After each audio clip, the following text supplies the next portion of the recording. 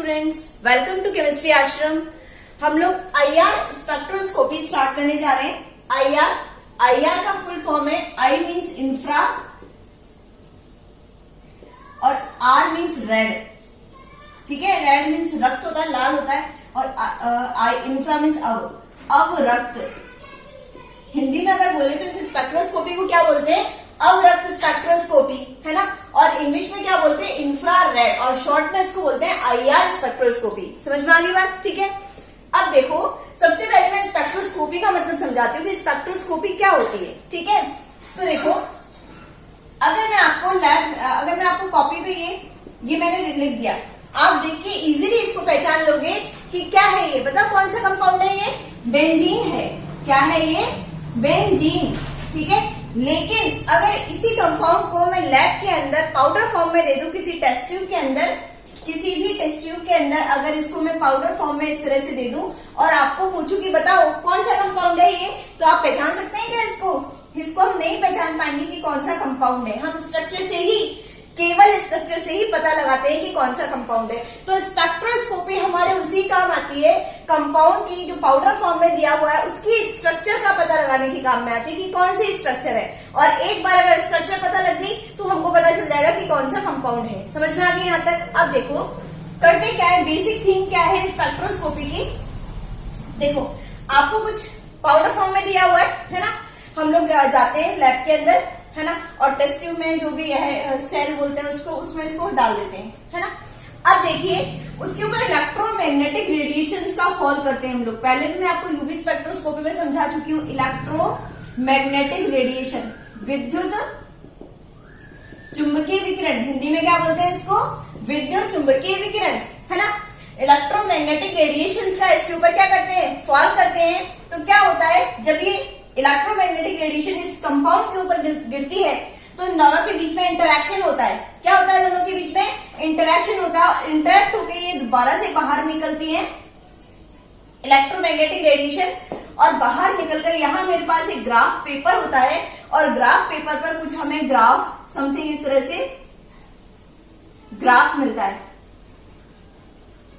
ठीक है, और उस ग्राफ के थ्रू हम लोग कंपाउंड की स्ट्रक्चर को फाइंड आउट कर लेते हैं। ठीक है, आपको पता है यूवी स्पेक्ट्रोस्कोपी में इस तरह से ग्राफ मिल रहा था। ठीक है, लेकिन आईआर स्पेक्ट्रोस्कोपी में जस्ट ऑपोजिट ग्राफ मिलता है। क्यों मिलता है, कैसे मिलता है, वो समझाएंगे बाद में। पर आप इतना याद रखो कि स्पेक्ट्रोस्कोपी के अंदर क्या होता है कि कंपाउंड के अंदर इलेक्ट्रोमैग्नेटिक रेडिएशन डालते हैं, और इलेक्ट्रोमैग्नेटिक रेडिएशन के इंटरैक्शन के बाद में जो निकलती है इलेक्ट्रोमैग्नेटिक रेडिएशन यहाँ से, वो जब किसी ग्राफ पेपर पर पड़ती है तो एक ग्राफ आता है ना, और उस ग्राफ के थ्रू ग्राफ को स्टडी करके हम लोग स्ट्रक्चर को फाइंड आउट कर लेते हैं। समझ में आ गया है? तो ये स्पेक्ट्रोस्कोपी की थीम है। समझ में आ गया? अब देखो, अब मुझे देखना है कि ये आईआर स्पेक्ट्रोस्कोपी क्या है। स्पेक्ट्रोस्कोपी तक तो ठीक है, बट आईआर स्पेक्ट्रोस्कोपी क्या है, तो उसके लिए मुझे ये देखना पड़ेगा। एक बार देखो, मैंने ये लिख रखा है, ये सारी जो है इलेक्ट्रोमैग्नेटिक रेडिएशंस के टाइप हैं। एग्जांपल्स हैं गामा रेज, गामा किरणें, एक्स रेज मतलब एक्स किरणें, यूवी जो हम पढ़ चुके हैं, यू मतलब अल्ट्रा, वी मतलब वायलेट, हिंदी में बोलते हैं पराबैंगनी किरणें। UV rays, ultra violet rays, पराबैंगनी किरणें, विजिबल दृश्य, है ना। आईआर यही है, इंफ्रारेड, है ना। माइक्रो वेव, सूक्ष्म तरंगे, और ये है रेडियो वेव, रेडियो तरंगे, जो कि मैं आपको एनएमआर स्पेक्ट्रोस्कोपी में पढ़ा रही हूँ। एनएमआर स्पेक्ट्रोस्कोपी में यहाँ ये वाली तरंगे काम आ रही है। ठीक है, वहां मैंने समझा रखा है। ओके, अब देखिए, ये सारे जितने भी रेज हैं ये इलेक्ट्रोमैग्नेटिक रेडिएशंस के टाइप है। एग्जांपल्स है इलेक्ट्रोमैग्नेटिक रेडिएशंस। इलेक्ट्रोमैग्नेटिक रेडिएशंस को क्या बोलते हैं हिंदी में? विद्युत चुंबकीय विकिरण। क्या बोलते हैं? विद्युत चुंबकीय विकिरण। समझ में आ गया यहाँ तक? अब देखो, अगर आपको याद नहीं होती, आपको ऑर्डर से ही याद करनी पड़ेगी, बिल्कुल जस्ट, है ना। तो अगर आपको याद नहीं होती, ट्रिक बता देती हूँ याद करने की, है ना। Gamma X U V I M R, gamma X, इसको याद रख लीजिएगा आप लोग। केवल gamma X UV I M R, gamma से गामा किरणें, एक्स से एक्स किरणें, यू से यूवी, इसका मैंने पहला वर्ड ले लिया यूवी का यू। वी से विजिबल, आई से इंफ्रारेड, एम से माइक्रो और आर से रेडियो। समझ में आ गई? क्योंकि कई बार आप लोग को स्पेक्ट्रम ही पूछ लेते हैं, इसको बोलते हैं स्पेक्ट्रम, इलेक्ट्रोमैग्नेटिक स्पेक्ट्रम बोलते हैं इसको। कई बार आपसे एक नंबर में यही पूछ लेते हैं। समझ में आ गई? तो देखिए gamma, X, UV, I, M, R, ये शॉर्ट ट्रिक है इसको लर्न करने की। अब ये कैसे अरेंज की हुई है मैंने, ये अपने को ऑर्डर में क्यों याद करनी है, कैसे अरेंज की हुई है? देखो, जब यहां से यहां जाते हैं, गामा से रेडियो तक जब जाते हैं, तो जो लैम्डा है वो इंक्रीज, लैम्डा मतलब वेव लेंथ, तरंग दैर्घ्य। लैम्डा क्या होती है? इंक्रीज होती है हमारी, यानी कि इसकी लैम्डा सबसे कम है, इसकी तरंग दैर्घ्य सबसे कम है और रेडियो वेव की तरंग दैर्घ्य सबसे ज्यादा है। यहां तक समझ में आ गया? अब देखो एनर्जी की अगर बात करें हम लोग, तो एनर्जी जो होती है वो यहाँ आपको पता है E is anti proportional to lambda, है ना। मीन्स अगर E बढ़ेगा तो लैम्डा कम होगा और E कम होगा तो लैम्डा बढ़ेगा, एक मतलब ऑपोजिट है एक दूसरे के, है ना। तो जब लैम्डा बढ़ रहा है यहां से यहां तक जाने में, तो E क्या होगा? ऑब्वियसली कम होगा, डिक्रीज होगा, है ना। और E is proportional to nu, पढ़ा होगा ना आपने, E is equal to H nu, यानी कि न्यू की क्या है? प्रोपोर्शनल है, E बढ़ेगा तो न्यू बढ़ेगा। तो जब E यहां से यहां तक डिक्रीज हो रहा है तो न्यू भी क्या होगा? वहां से वहां तक क्या होगा? डिक्रीज होगा, यानी कम होगा। यानी कि अगर मैं बात करूं तो एनर्जी जो होती है वो गामा किरणों की सबसे ज्यादा होती है और रेडियो किरणों की एनर्जी सबसे कम होती है। अगर फ्रीक्वेंसी या आवृत्ति की बात करूं तो क्या होगा? फ्रीक्वेंसी भी इसकी सबसे ज्यादा होगी और यहां से यहां तक जाने पर कम हो रही है, मतलब इसकी फ्रीक्वेंसी सबसे कम होगी या आवृत्ति, है ना। और आपने आईआर स्पेक्ट्रोस्कोपी में एक वर्ड और काम आएगा हमारे न्यू बार, है ना, तो वो भी मैं आपको समझा देती हूँ। न्यू बार होता है, ये तो समझ गए होंगे, लैम्डा मतलब वेवलेंथ, ई मतलब एनर्जी, न्यू मतलब फ्रीक्वेंसी या आवृत्ति, है ना। 11th क्लास में पढ़ चुके हैं हम लोग। न्यू बार क्या होता है? वेव नंबर, तरंग संख्या, वेव नंबर, इसको बोलते हैं तरंग संख्या, तरंग संख्या, वेव नंबर या तरंग संख्या, ठीक है। आपको पता है न्यू बार का क्या फॉर्मूला है? न्यू बार क्या होता है?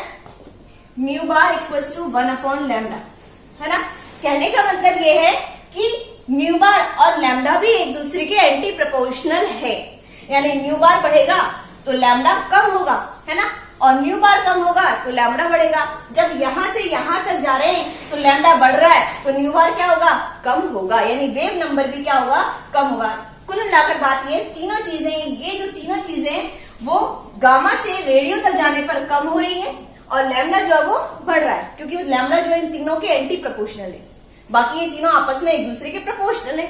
समझ में आ गई यहां तक? ठीक है। अब देखिए, अब देखो ये आईआर स्पेक्ट्रोस्कोपी क्या है ना।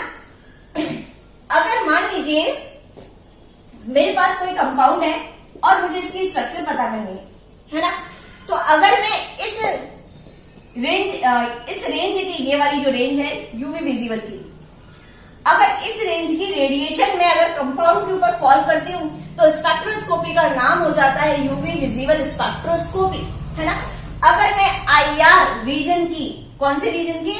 आईआर रीजन की अगर रेडिएशन इसके ऊपर फॉल करती हूं तो स्पेक्ट्रोस्कोपी का नाम हो जाता है आईआर स्पेक्ट्रोस्कोपी। समझ में आ गई मेरी बात? तो आईआर स्पेक्ट्रोस्कोपी का मतलब समझ में आ गया, जब आईआर रीजन से क्या, आईआर रीजन से कंपाउंड के स्ट्रक्चर को फाइंड आउट करने के लिए हम इलेक्ट्रोमैग्नेटिक रेडिएशंस डालते हैं, तो उस स्पेक्ट्रोस्कोपी को बोलते हैं आईआर स्पेक्ट्रोस्कोपी। क्या बोलते हैं? IR spectroscopy. जो इलेक्ट्रोमैग्नेटिक रेडिएशंस हैं वो कौन सी रीजन की डालनी है? आईआर रीजन की। समझ में आ गई यहां तक बात सबको? अब देखो, इस स्पेक्ट्रोस्कोपी का एक नाम और है, इस स्पेक्ट्रोस्कोपी का एक नाम और है, उसका जो नाम है वो एक और है, वो उसको बोलते हैं वाइब्रेशनल स्पेक्ट्रोस्कोपी। क्या बोलते हैं इसको? वाइब्रेशनल स्पेक्ट्रोस्कोपी, ठीक है। जैसे हमने यूवी स्पेक्ट्रोस्कोपी को क्या बोला था? यूवी स्पेक्ट्रोस्कोपी को इलेक्ट्रॉनिक स्पेक्ट्रोस्कोपी बोला था। क्या बोला था? यूवी स्पेक्ट्रोस्कोपी जब पढ़ी थी हमने यूवी, तो उसको क्या बोला था मैंने? Electronic spectroscopy. क्या बोला था? Electronic spectroscopy. जबकि आईआर को क्या बोलते हैं? आईआर को वाइब्रेशनल स्पेक्ट्रोस्कोपी बोलते हैं। क्यों बोलते हैं? ध्यान दीजिए, क्यों बोलते हैं इसको? देखो, जब हम यूवी पढ़ रहे थे, यूवी विजिबल, तो यहां से हम लोग इस रीजन से हम लोग क्या डाल रहे थे, किरणें डाल रहे थे, है ना। और अब किसके कहां से डाल रहे हैं, यहां से डाल रहे हैं, है ना।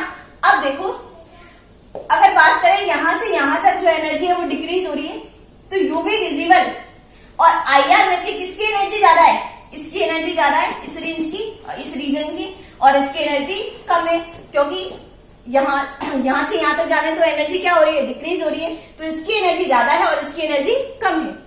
तो जब यूवी विजिबल पढ़ रहे थे तो क्या हो रहा था, इलेक्ट्रॉनिक ट्रांजिशन हो रहा था। क्या हो रहा था, इलेक्ट्रॉनिक ट्रांजिशन हो रहा था, इलेक्ट्रॉनिक ट्रांजिशन हो रहा था। ध्यान देके समझना इस चीज को। जब हम यूवी विजिबल पढ़ रहे थे तो इस रेंज से हम लोग, इलेक्ट्रॉन हमारे पास था, यहाँ पर हमारे पास लेवल थे n बराबर 0 और n बराबर 1, है ना। तो क्या हो रहा था, हम लोग इस रेंज से इसको क्या दे रहे थे, इस इलेक्ट्रॉन को क्या दे रहे थे, एनर्जी दे रहे थे, इस एनर्जी की रेडिएशन दे रहे थे इसको। तो ये क्या कर रहा था, ऊपर जा रहा था, है ना, और ऊपर पहुंचे थे। ठीक है, इलेक्ट्रॉनिक ट्रांजिशन हो रहा था, है ना। लेकिन चूंकि आईआर रीजन की एनर्जी कम होती है, देख लो इधर से इधर जा रहे तो एनर्जी कम हो रही है, आईआर रीजन की एनर्जी कम होती है, तो अगर मेरे पास इलेक्ट्रॉन यहाँ पर है तो ये एनर्जी इतनी सफिशिएंट नहीं है कि इलेक्ट्रॉन को ऊपर ले जाए। समझ में आ गई, इलेक्ट्रॉन को ऊपर नहीं ले जा सकती। फिर क्या होगा, इस इलेक्ट्रॉनिक लेवल के अंदर, ये इलेक्ट्रॉनिक लेवल है, NE बोल देते हैं उनको, इलेक्ट्रॉनिक लेवल। इस इलेक्ट्रॉनिक लेवल के अंदर एक वाइब्रेशनल लेवल और होते हैं, V बराबर 0 और V बराबर 1। ये 0 लेवल है और ये 1 लेवल है। इलेक्ट्रॉनिक लेवल के अंदर कौन से लेवल होते हैं, वाइब्रेशनल लेवल। आपको वाइब्रेशन का मतलब तो समझ में आएगा। अगर मैं एक धागे को जोर से पकड़ के और उसको इधर से ऐसे हिलाती हूँ तो कंपन होते हैं, उसके वाइब्रेशन होते हैं। या फोन में भी देख लो आप लोग, वाइब्रेशन मोड पे रखते हो तो वाइब्रेशन होता है उसके अंदर। समझ में आ गई मेरी बात। तो देखो जो वाइब्रेशनल लेवल है वो किसके अंदर होते हैं, इलेक्ट्रॉनिक लेवल के अंदर। अब ये इलेक्ट्रॉनिक लेवल है, N बोलते हैं इसको, NE बराबर 0 और NE बराबर 1। जब इलेक्ट्रॉन यहां होगा, ठीक है, यहां से यहां जाने के लिए ऊपर से मैं भेजूंगी तो कितनी एनर्जी इसको चाहिए, इतनी एनर्जी चाहिए इसको, है ना, इतनी एनर्जी चाहिए। ठीक है, लेकिन चूंकि आईआर रेडिएशन की एनर्जी क्या होती है, कम होती है। ठीक है, तो इतनी एनर्जी नहीं मिल पाती इस इलेक्ट्रॉन को। जब आईआर स्पेक्ट्रोस्कोपी की बात करते हैं तो इतनी एनर्जी नहीं मिल पाती कि इलेक्ट्रॉन नीचे से ऊपर चला जाए। फिर क्या होगा, इसके अंदर वाइब्रेशनल लेवल होते हैं। ठीक है, V बराबर 0 और V बराबर 1। ठीक है, जो वाइब्रेशन लेवल होते हैं उनकी एनर्जी क्या होती है, उनके बीच में जो एनर्जी गैप होता है वो क्या होता है, कम होता है। तो अब जब आईआर रेडिएशन डालेंगे यहाँ पर तो जो इलेक्ट्रॉन है वो इतना गैप तो पार नहीं कर पाते, लेकिन इतना सा जो गैप होता है उसको पार कर जाते हैं जब इस पर आईआर रेडिएशन डालेंगे। कौन सी, आईआर। और ये कब होता था, यूवी में। जब यूवी रेडिएशन डालते तो इलेक्ट्रॉन इस लेवल को पार कर जाते थे, है ना। इलेक्ट्रॉनिक लेवल क्या बोलते हैं इसको, इलेक्ट्रॉनिक लेवल, इलेक्ट्रॉनिक लेवल, और इसको बोलते हैं वाइब्रेशनल लेवल। चूंकि यूवी स्पेक्ट्रोस्कोपी की यूवी जो रेडिएशंस हैं उनकी रेंज या उनकी एनर्जी ज्यादा होती है तो वो इलेक्ट्रॉनिक लेवल को पार कर जाते हैं, जबकि जो आईआर रेडिएशंस होती हैं उनकी एनर्जी कम होती है तो वो इस लेवल को पार नहीं कर पाते, लेकिन इतनी सफिशिएंट एनर्जी उन्हें मिल जाती है कि इस वाइब्रेशनल लेवल को पार कर जाते हैं।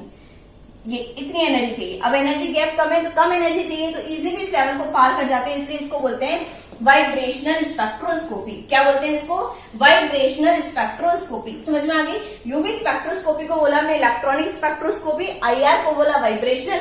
कोई पूछे एग्जाम में कई बार आ जाते हैं कि आईआर स्पेक्ट्रोस्कोपी को वाइब्रेशनल क्यों कहते हैं, क्यों, क्योंकि जो आईआर स्पेक्ट्रोस्कोपी होती है उसमें जब आईआर रीजन की जब किरणें डालते हैं, रेडिएशन डालते हैं इलेक्ट्रॉन के ऊपर, तो चूंकि उनकी एनर्जी कम होती है तो वो इलेक्ट्रॉनिक लेवल को पार नहीं कर पाती, लेकिन वाइब्रेशनल लेवल को पार कर जाती है, वाइब्रेशनल लेवल को पार कर जाती है। इसलिए इस स्पेक्ट्रोस्कोपी को बोला वाइब्रेशनल स्पेक्ट्रोस्कोपी। समझ में आ गई। जबकि यूवी को इलेक्ट्रॉनिक बोला क्योंकि वो इलेक्ट्रॉनिक लेवल को पार कर जाते हैं, एनर्जी ज्यादा होती है उनके पास, इनकी एनर्जी कम होती है। समझ में आ गई, यहां तक क्लियर हो गया सबको। अब देखो मैं आपको बताऊं, हम लोग जैसे यूवी स्पेक्ट्रोस्कोपी से क्या पता करते हैं, यूवी स्पेक्ट्रोस्कोपी से मैंने आपको बता रखा पाई बॉन्ड्स का पता चलता है कि कंपाउंड में कितने पाई बॉन्ड हैं। ये किससे पता चलता है, यूवी स्पेक्ट्रोस्कोपी से। कॉन्जुगेशन है कि नहीं वो किससे पता चलता है, यूवी स्पेक्ट्रोस्कोपी से। ठीक है, लेकिन जो आईआर स्पेक्ट्रोस्कोपी है उससे फंक्शनल ग्रुप का पता चलता है। फंक्शनल ग्रुप मतलब क्रियात्मक समूह। क्रियात्मक समूह कौन कौन से होते हैं, मुझे नाम बताइए। क्रियात्मक समूह बहुत सारे होते हैं, कुछ के एग्जांपल्स मैं बता देती हूँ। जैसे कार्बोक्सिलिक समूह भी एक क्रियात्मक समूह है, OH एल्कोहल है ना, और ईथर तुम्हारा ROR है ना, ये सारे क्रियात्मक समूह है। NO2 है, ठीक है, सल्फोनिक समूह है, ये सारे के सारे क्या है, क्रियात्मक समूह है, ठीक है। तो आईआर स्पेक्ट्रोस्कोपी के द्वारा हमको किसका पता चलता है, क्रियात्मक समूह का पता चलता है। क्रियात्मक समूह के बारे में जानकारी मिलती है, किससे, आईआर स्पेक्ट्रोस्कोपी से, ठीक है। तो फर्स्ट पॉइंट समझ में आ गया कि इसको वाइब्रेशनल स्पेक्ट्रोस्कोपी बोलते हैं, क्यों बोलते हैं वो समझ में आ गया। दूसरा पॉइंट क्या है कि इससे किसका पता चलता है, इससे पता चलता है फंक्शनल ग्रुप का पता चलता है। किसका पता चलता है, फंक्शनल ग्रुप का। अब समझो मेरी बात ध्यान से कि जो यूवी स्पेक्ट्रोस्कोपी थी, कौन सी स्पेक्ट्रोस्कोपी, यूवी स्पेक्ट्रोस्कोपी थी।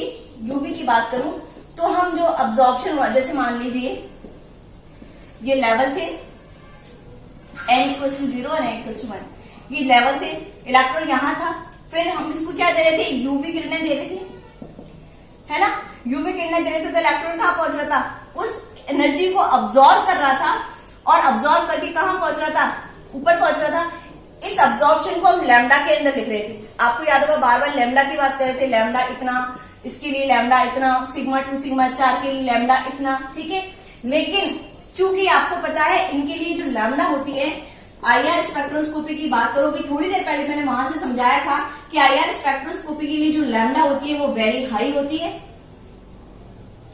और जो एनर्जी होती है वो वेरी लो होती है। क्यों, क्योंकि हम इधर से जब इधर जा रहे थे, है ना, हम लोग जब गामा को क्रॉस कर, गामा और यूवी को जब क्रॉस करके आगे जा रहे थे तो लैम्डा के मान में इंक्रीमेंट हो रहा था और एनर्जी के मान में क्या हो रहा था, डिक्रीमेंट हो रहा था। तो अगर यूवी और आईआर की अगर मैं बात करूं तो इसकी लैम्डा ज्यादा, इसकी लैम्डा कम है, जबकि इसकी लैम्डा ज्यादा है, लैम्डा ज्यादा, और एनर्जी इसकी कम थी और आईआर की, सॉरी, यूवी की एनर्जी ज्यादा थी और आईआर की कम थी।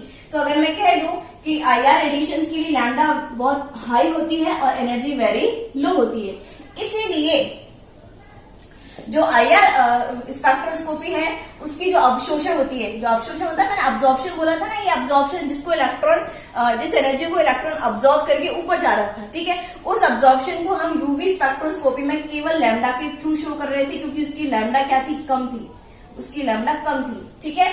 अब आईआर स्पेक्ट्रोस्कोपी में लैम्डा क्या हो रही है, बहुत ज्यादा हो रही है, ठीक है। तो हम लैम्डा में भी शो कर सकते हैं इसको, लेकिन हम लोग के लिए ज्यादा इजीनेस रहती है शो करने के लिए न्यू बार में। मैंने बताया था ना, मैं आगे आईआर स्पेक्ट्रोस्कोपी में न्यू बार काम आएगा, वेव नंबर। यानी कि मैं कह सकती हूँ कि यूवी स्पेक्ट्रोस्कोपी में जो अब्जॉर्प्शन हो रहा था, अब्जॉर्प्शन का मतलब समझे ना, कि इलेक्ट्रॉन जो अब्सॉर्ब करके एनर्जी को ऊपर जा रहा था, या लैम्डा को, ठीक है। तो यूवी स्पेक्ट्रोस्कोपी में अब्जॉर्प्शन को, अब्जॉर्प्शन यहां लिख देती हूँ, अब्जॉर्प्शन, यूवी स्पेक्ट्रोस्कोपी में जो अब्जॉर्प्शन या अवशोषण है उसको लैम्डा से शो करते हैं, जबकि आईआर स्पेक्ट्रोस्कोपी में लैम्डा से भी शो कर सकते हैं, न्यू बार से भी शो कर सकते हैं, ठीक है। जबकि जो ज्यादा इजीनेस रहती है वो न्यू बार से शो करने की रहती है, लैम्डा से शो नहीं करते, कम करते हैं, क्योंकि इसकी लैम्डा बहुत ज्यादा होती है, तो बहुत ज्यादा हमारे पास संख्याएं आ जाती हैं, बहुत बड़ी बड़ी संख्याएं आ जाती है, तो कैलकुलेशन करने में प्रॉब्लम आती है, इसलिए हम लोग न्यू बार से शो करते हैं। समझ में आ गई क्यों करते हैं, क्योंकि इसकी लैम्डा बहुत हाई होती है, कैलकुलेशन में प्रॉब्लम आती है, इसलिए किससे शो करते हैं, न्यू बार से, क्योंकि न्यू बार कम होती है इनकी, तो वैल्यू क्या छोटी आएगी, तो इजी कैलकुलेशन हो जाएगा, ठीक है। तो आईआर स्पेक्ट्रोस्कोपी में लैम्डा और न्यू बार किसका, अब्जॉर्प्शन का तरीका, जबकि यूवी में केवल लैम्डा, ठीक है। अब देखो लैम्डा, जब हम यूवी स्पेक्ट्रोस्कोपी में पढ़ रहे थे तो आप लोग बार बार एनएम की बात कर रहे थे, नैनोमीटर की बात कर रहे थे, किसकी बात कर रहे थे, नैनोमीटर की बात कर रहे थे। 200, मैंने आपको बताया था यूवी की range 50 to 200 nanometer, 200 to 400 nanometer, ठीक है। तो जब हम यूवी जो स्पेक्ट्रोस्कोपी पढ़ रहे थे तो लैम्डा को एनएम में शो कर रहे थे, किसमें शो कर रहे थे, एनएम में। लेकिन चूंकि इसकी लैम्डा बहुत ज्यादा है इसलिए एनएम में शो करेंगे तो हमारे पास वैल्यू और ज्यादा आएगी, ठीक है। एनएम छोटी इकाई है, छोटी यूनिट है, तो एनएम में शो ना करके माइक्रो मीटर में शो करेंगे।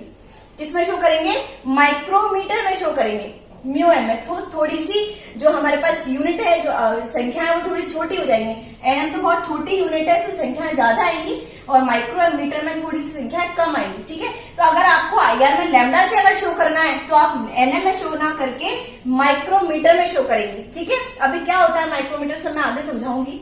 और अगर म्यू बार में अगर आप शो कर रहे हो तो इसकी जो यूनिट होती है वो सेंटीमीटर इनवर्स होती है। कहने का मतलब ये है कि यूवी स्पेक्ट्रोस्कोपी में लैम्डा की यूनिट एनएम रखते थे, जबकि आईआर स्पेक्ट्रोस्कोपी में लैम्डा की यूनिट म्यू एम रखेंगे। उसका रीजन है कि इसकी लैम्डा वेरी हाई। ठीक है, और जब म्यू बार से शो करेंगे आईआर स्पेक्ट्रोस्कोपी में, तो इसकी जो यूनिट होगी, वैसे आपको पता होगा, यूनिट 11th क्लास में पढ़ चुके हैं, जो यूनिट है वो क्या होगी, सेंटीमीटर इनवर्स। क्या होगी, सेंटीमीटर इनवर्स। तो यूनिट समझ में आ गई कि किसकी क्या यूनिट रखनी है, अपने को समझ में आ गया। अब देखो अब मैं आपको सबसे पहले यूनिट का ही समझाती हूँ। यूनिट की बात मैथ्स वालों को तो इजी यूनिट हो जाता है, लेकिन बायो वालों को प्रॉब्लम आती है। तो मैं आपको यूनिट की बात बताती हूँ। सबसे पहले सबसे बड़ी इकाई मीटर होती है। ठीक है, मीटर के बाद क्या आती है, सेंटीमीटर आती है। समझ में आ गया। सेंटीमीटर के बाद आती है मिलीमीटर। मीटर सबसे बड़ी इकाई है, उसके बाद सेंटीमीटर, उसके बाद मिलीमीटर, उसके बाद माइक्रोमीटर। अभी बताया था ना कि हम लैम्डा को माइक्रोमीटर में शो करेंगे, है ना, नैनोमीटर की जगह। माइक्रोमीटर के बाद होती है नैनोमीटर। नैनोमीटर के और भी आगे पिकोमीटर होती है, पर हमारा उसका काम नहीं है, इसलिए हम नहीं लिख रहे उसको। समझ में आ गई मेरी बात। ठीक है, अब देखो जो मीटर है उस जो अगर उसको आपको पता है 1 मीटर में 100 सेंटीमीटर होते हैं, तो 1 मीटर में 100 सेंटीमीटर मैं या कह सकती हूं, या कह सकती हूं मैं 10⁻²। जितनी बिंदी होती है उसको ऊपर लगा देते हैं, 10 की पावर में ऊपर कर देते हैं। किसी को अगर नहीं आता हो लिखना, तो 1 मीटर में कितने सेंटीमीटर होते हैं, 100 सेंटीमीटर। तो इस तरह से भी शो कर सकते हैं, जितनी बिंदी है उसको पावर में लगा लो, 10 की पावर में 2 बिंदी है, 10 की पावर 2, है ना। अब 1 मीटर में कितने मिलीमीटर होते हैं, तो 1000 मिलीमीटर होते हैं, मिली ml 1000।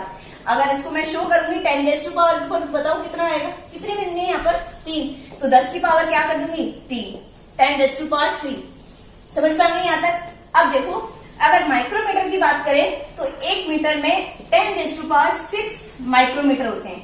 10 के आगे 1 के आगे 6 बिंदी लगानी है, 1 के आगे कितनी बिंदी लगानी है, 6। ठीक है, तो अगर बात करती हूँ माइक्रोमीटर की तो 1 मीटर में 10 की पावर 6 माइक्रोमीटर होते हैं। अगर नैनोमीटर की बात करूं तो 1 मीटर में 10 की पावर 9 नैनोमीटर होते हैं। 1 मीटर के अंदर 10 की पावर 9 नैनोमीटर होते हैं। समझ में आ गया यहाँ तक। अब देखो आपको इंटर कन्वर्जन करना है, तो देखो कैसे करोगे आप लोग। देखो अगर मीटर को सेंटीमीटर में कन्वर्ट करना है आपको, आपसे कह रहे मीटर को सेंटीमीटर में कन्वर्ट करो, तो 10⁻² से मल्टीप्लाई कर दो वहां पे। समझ में आ गई मेरी बात। अगर आपसे कहे कि मीटर को मिलीमीटर में कन्वर्ट करो, तो 10⁻³ से मल्टीप्लाई कर दो। समझ में आ गया। अगर आपको बोले कि मीटर को माइक्रोमीटर में कन्वर्ट करो, तो 10⁻6 से मल्टीप्लाई कर दो। और अगर आपसे कहे कि मीटर को नैनोमीटर में कन्वर्ट करो, तो 10⁻9 से मल्टीप्लाई कर दो। समझ में आ गई मेरी बात। ठीक है, यहां तक सबको क्लियर हो चुका है। ठीक है, अब देखो अगर आपको उल्टा पूछ ले,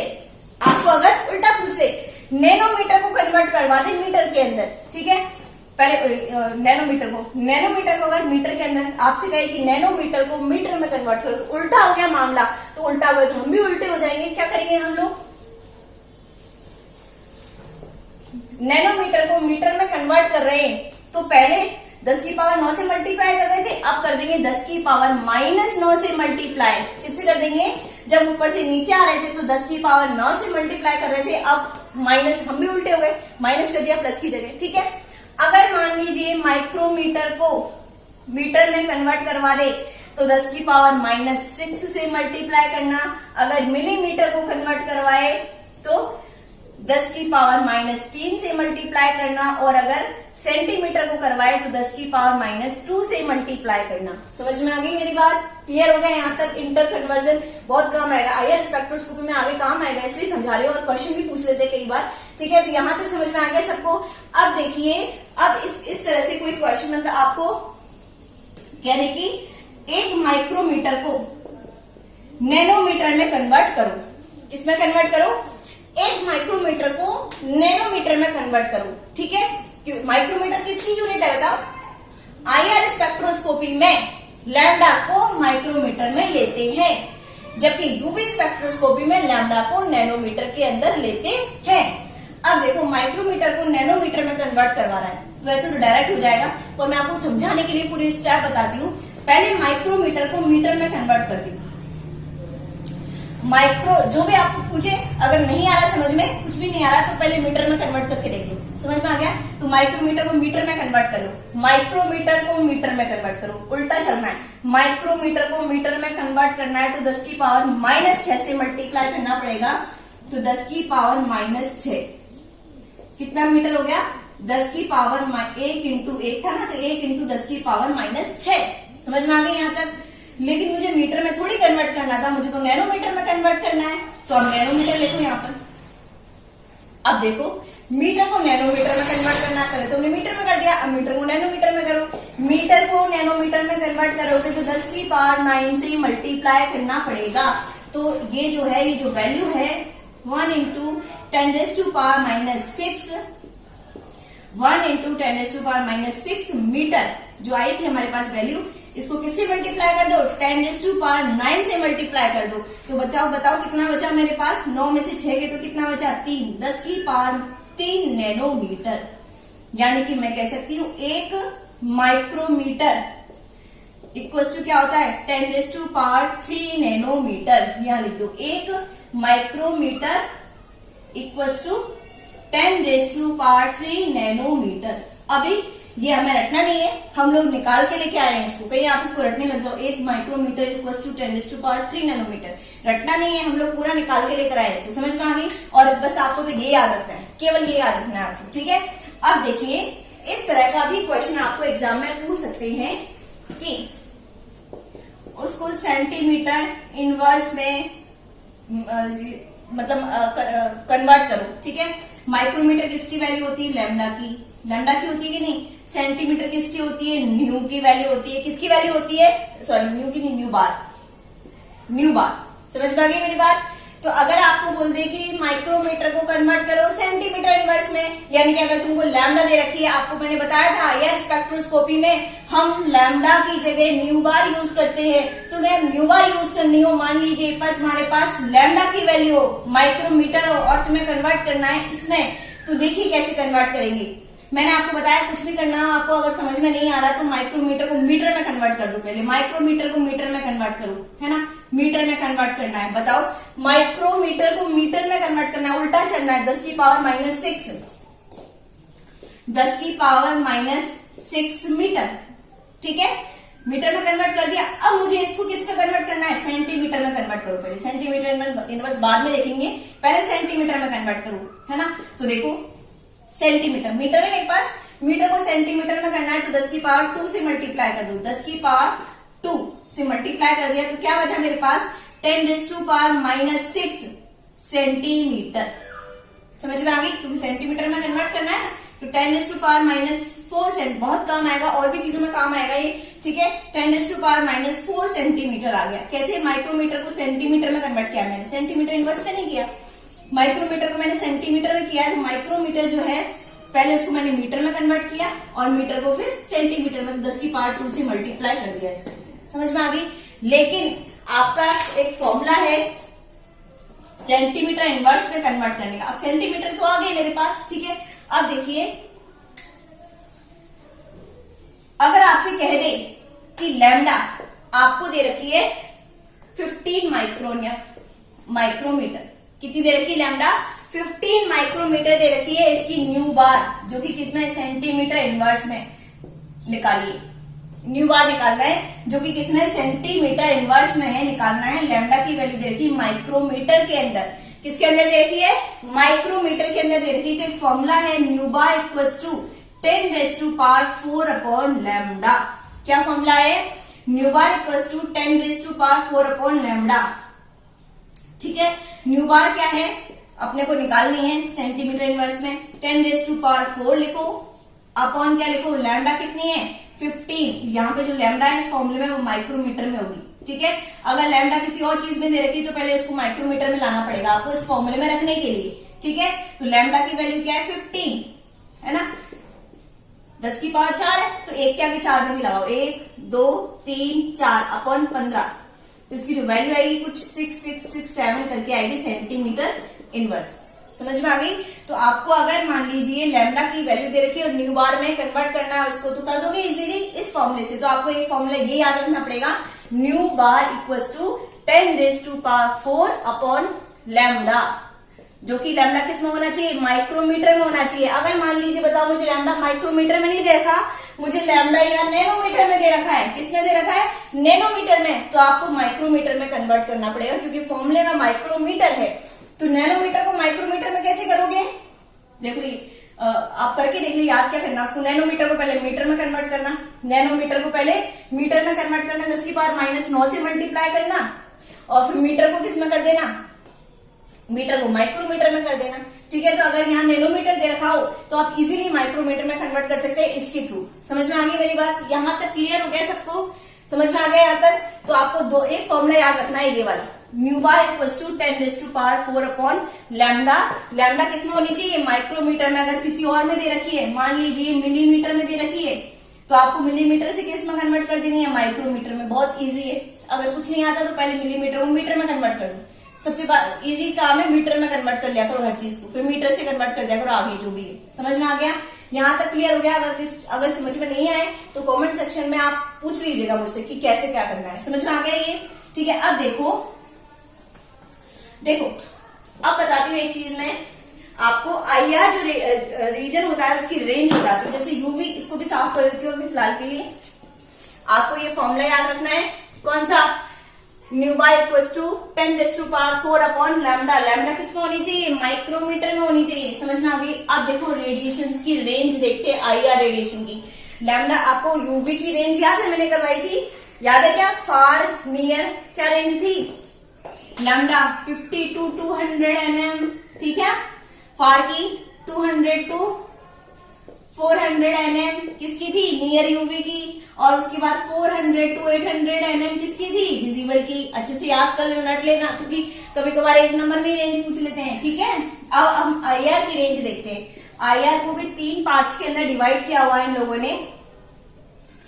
एक तो फार आईआर, एक होता है मिडिल आईआर या मेन आईआर भी बोलते हैं इसको, मिडिल या मेन रीजन यही है, मेन आईआर।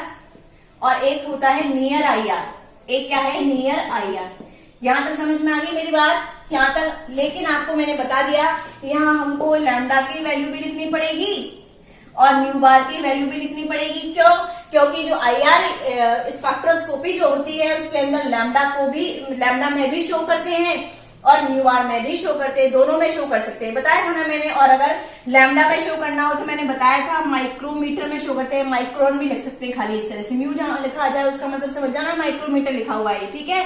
और न्यू बार की जो यूनिट होती है वो क्या होती है, सेंटीमीटर इनवर्स होती है ना, इसके अंदर, है ना, ठीक है। यहां तक समझ में आ गया। अब देखो हम लोग चलते हैं आगे, बात करें 50 to 667 सेंटीमीटर इनवर्स, ठीक है। ये नियर की रेंज है, 667 to 4000 ये मिडिल जो है, जो मेन हमारा रीजन है उसकी वैल्यू है, और 4000 to 12,500 सेंटीमीटर इनवर्स ये फार आईआर की रेंज है अगर न्यू बार की बात करें। समझ में आ गई मेरी बात। तो इस तरह से याद करना, उल्टा में मत करना, इधर से याद करना। 50 से 667, 667 से 4000, 4000 से 12,500 सेंटीमीटर इनवर्स। समझ में आ गई। ये न्यू बार की रेंज है। अगर मैं लैम्डा की बात करती हूँ तो nu bar equals to 1 upon lambda होता है, यानी कि लैम्डा और न्यू बार एक दूसरे के ऑपोजिट है। जहां पर न्यू बार की कम वैल्यू होगी, जहां पर न्यू बार की कम वैल्यू होगी वहां पर लैम्डा की ज्यादा वैल्यू होगी, ठीक है।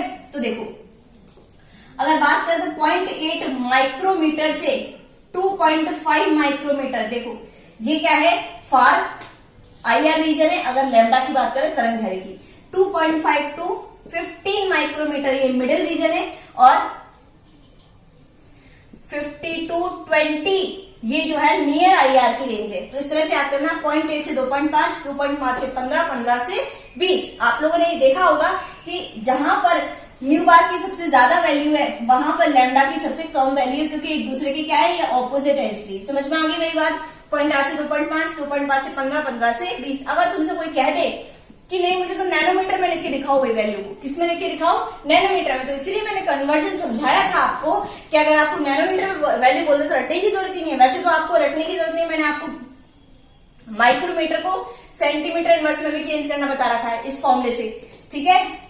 इस फॉर्मूले से मैंने जो है न्यू बार का जो फॉर्मूला बताया, न्यू बार अपन को निकालनी है आपको। बस आप तो इतना याद रख लेना, ये भी अगर आपसे याद नहीं हो रही है तो आप इतना याद रखना, 0.8 से 2.5, 2.5 से 15, 15 से 20। अगर आपसे कह दे कि बताओ 15 को चेंज करो, 15 माइक्रोमीटर को सेंटीमीटर इनवर्स में चेंज करो, तो क्या करोगे? 10 की पावर 4/15, ठीक है।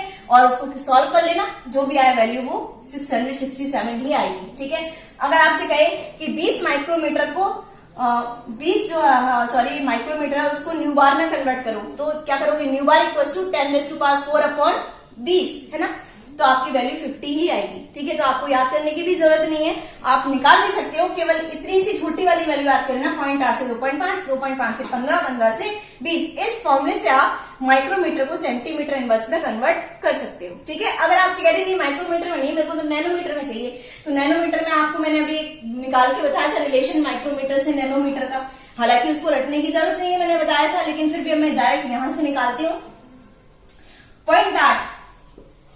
0.8 माइक्रोमीटर को मुझे कन्वर्ट करना है नैनोमीटर में, तो क्या करूंगी? 10 की पावर 3 से मल्टीप्लाई कर दूंगी। 0.8 इंटू 10⁻³ कितना आया? 0.8000, ठीक है।